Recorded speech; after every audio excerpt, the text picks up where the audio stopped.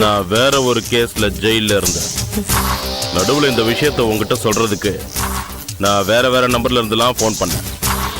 ஆனா நீ கட் பண்ண. அந்த டைம்ல உன்ன மாதிரி வேற யாரோ விளையாட்டு பண்றாங்களோன்னு நினைச்சேன். அதான் நம்பரை மாத்திட்டேன். நான் ஜெயில இருந்து ரிலீஸ் ஆன உடனே நீ நியாயமா நடந்துக்கிறியா இல்ல என்னை ஏமாத்த பாக்குறியான்னு தெரிஞ்சுக்கதான் அப்படி நடிச்ச. சரி சரி பரவாயில்ல விடு. உன் வீட்டை வித்து என் நகையை கொடு.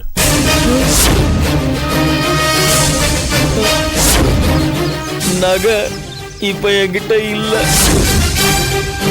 நீ கொடுத்தப்போ அந்த நகைக்கு என்ன மதிப்போ அந்த பணத்தை நான் இப்ப கொடுத்துடுறேன். அப்போ உன் வீட்டையே என் பேருக்கு எழுதி கொடுக்கணும். உனக்கு மட்டும்தான் திறமை இருக்கா? எங்களுக்கும் இருக்கு. மரியாதையா வீட்டை வித்து நகைய வாங்கி என் கையில கொடுத்துட்டு வடநாட்டு பக்கம் எங்கேயாவது ஓடிடணும். தெரியுதா? சரி, நான் கிளம்பட்டுமா? கிளம்பு. துணி நாய் நரியெல்லாம் துணியோடவா சுத்துது? போடா. ஒரு நிமிஷம். நீ வீட்டை வித்துட்டு மொத்த பணத்தையும் எடுத்துட்டு ஓடிட்டீனா என்ன பண்றது? அப்படியெல்லாம் ஓட மாட்டேன்ப்பா. என்ன கேரண்டி? இப்படி எல்லாம் கேட்டா நான் என்னதான் பதில் சொல்றது? நீயும் என் கூட வா. வீட்டை வித்து காசை கையிலேயே தரேன்னு சொல்லணும். சொன்னியா? சொல்லல. ஏன் சொல்லல? தோணலப்பா. எப்படி தோணும்? என்ன ஏமாத்துறதானே உன்னோட நோக்கம்? அப்படியெல்லாம் இல்லப்பா. நான் பணத்தை கொடுத்துடுறேன். வீட்டுல என் பொண்டாட்டி பிள்ளைங்க எல்லாம் காத்துக்கிட்டு இருப்பாங்கப்பா. என்ன விட்டுருப்பா. நான் ஊருக்கு போறேன். வேணா சந்தேகமா இருந்தா நீ என் கூட வா. ஒரு நிமிஷம். இந்தா போ. இத போய் கட்டிட்டு வா.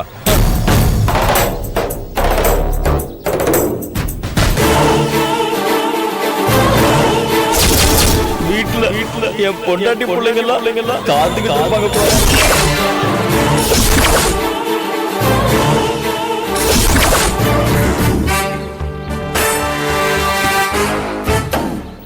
சிவராஜ், போலாமா? போலாம். ஆனா என்ன ஆனா?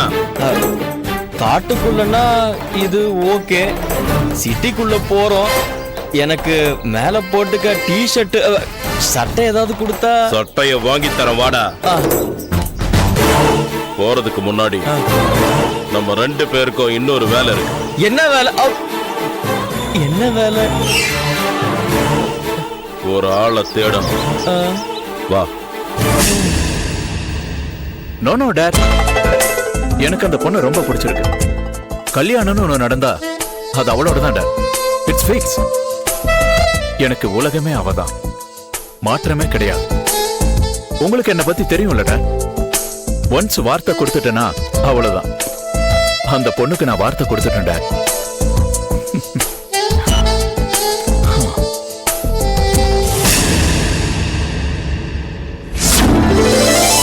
அண்ணா வாங்கண்ணே.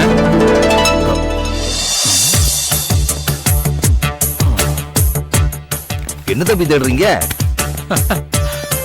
இன்னைக்கும் ஏதாவது பக்கெட் கொண்டு வந்திருக்கீங்களான்னு பார்த்தேன். சும்மா தமாஸ் பண்ணாதீங்க தம்பி. உங்ககிட்ட தமாஸ் பண்ணாம வேற யாருகிட்ட பண்றது? சரி அதை விடுங்க. என்ன சாப்பிடுறீங்க? டீயா காஃபியா? ஒண்ணு வேண்டாம் தம்பி. ஏன்னு சும்மா சொல்லுங்கண்ணே. நான் காலையிலேயே ஒரு குவார்டர் அடிச்சிட்டேன் தம்பி. காலையிலேயேவா? ஆமா தம்பி. ஏன்னு சொல்றேன் தம்பி. அதுக்கு தானே நான் வந்திருக்கேன். தம்பி என்ன மன்னிச்சிடுங்க தம்பி. ஐயோ பெரியவங்க நீங்க எந்திரிங்க. என்னடா பண்றீங்க? எந்திரிங்க. என்னாச்சு? ஏன் அப்படி பண்றீங்க? என்னன்னா நீங்க போய் ஏன் கால்ல விழுந்துட்டு? இல்ல தம்பி, என்ன மாதிரி ஏழைங்க திமிரு எடுத்து போய் பண்ண தப்புக்கு உங்களை மாதிரி பணக்கார வீட்டு பசங்க தண்டனை கொடுப்பீங்கன்னு எனக்கு தெரியும். நான் திமிரு எடுத்து போய் உங்க மேல தண்ணி ஊத்துனதுக்காக வித்தியாசமா இருக்கட்டுமேனு வர்ஷினிய நீங்க பழி வாங்குறீங்களான்னு கேட்க வந்தேன். அண்ணா என்னண்ணா நீங்க இப்படி எல்லாம் பேசுறீங்க? தம்பி, நான் சரியா தான் பேசுறேன். நீங்க வர்ஷினிய லவ் பண்றது மாதிரி நடிக்கிறீங்க, அப்படித்தானே? அண்ணா சத்தியமா நான் அவளை லவ் பண்றேன். நீங்க வரும்போது எங்க அப்பா கிட்ட நான் போன்ல பேசிட்டு இருந்தத நீங்க கூட கேட்டிருப்பீங்க. கேட்டேன் தம்பி. ஆனாலும் உங்கள மாதிரி பணக்கார பசங்களுக்கு ஏழை பொண்ணுங்களோட வாழ்க்கையில விளையாடுறதுக்கு ரொம்ப பிடிக்கும்னு எனக்கு தெரியும் தம்பி. அண்ணா என்னன்னு நீங்க இப்படி எல்லாம் கேக்குறீங்க? இங்க பாருங்க, 5 விரலும் ஒன்னா இருக்கா? அது எப்படின்னு நானும் அந்த மாதிரி பசங்களும் ஒரே மாதிரி இருப்பேன்னு நீங்க நினைக்கலாம். வர்ஷினி மேல எனக்கு இருக்கிறது உண்மையான அன்புன்னு. அது எப்படி தம்பி? ஒரு பொண்ணை பார்த்த உடனேயே உண்மையான அன்பு வரும்? அண்ணா அதெல்லாம் வரும்ண்ணே. என்னப்பா, அவளை பத்தி முன்ன பின்ன தெரியாது. அவ யாரு என்னன்னு கேட்க கூட இல்ல. நீ அவ மேல காட்டுற அன்பு உண்மையானதுன்னு நான் எப்படிப்பா நம்புறது? அண்ணா ஒரு பொண்ணை ஏன் பிடிக்கலன்னு கேட்டா 1000 காரணம் சொல்லலாம். எப்படி பிடிச்சிருக்குன்னு கேட்டா உண்மையிலேயே பதில் சொல்ல முடியாதுண்ணே. ஆனா ஒரு விஷயம் மட்டும் என்னால உறுதியா சொல்ல முடியும். வர்ஷினி என்னால அன்பா நல்லா பாத்துக்க முடியும். ஆனா அவளால உன் அன்பை ஏத்துக்க முடியாதுப்பா. என்ன சொல்றீங்க? அவளை பத்தின ரகசியம் ஒண்ணு இருக்கு. அது தெரிஞ்சதுன்னா நீ அவளை விட்டுட்டு போயிட்டே இருப்ப. என்ன சொல்றீங்க? ஆமா, மேடத்துக்கு போன் போடுங்க, அவங்க சொல்லுவாங்க.